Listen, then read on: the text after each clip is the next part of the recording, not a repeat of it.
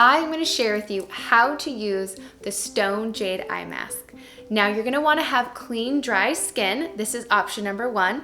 And then you can apply the mask and relax for 5 to 10 minutes. Option number 2, you can apply an eye cream or a facial gel mask to your clean skin and then apply this beautiful little stone mask.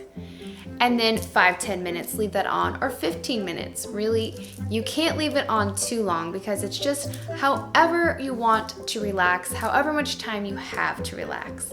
Then you're going to remove this fun mask and you're going to take a damp cloth if you have product on it, and you're just going to wipe this product off, let it air dry, and then store. Very simple. A little pro tip here is if you put this in a refrigerator for a few minutes, take it out and it is going to be really cold, but not too cold. I don't recommend the freezer, that might get it too cold. On its own, jade is naturally cooling, so when you put it in the fridge, you are going to get amazing results, especially if you have puffy eyes and redness. Do that tip.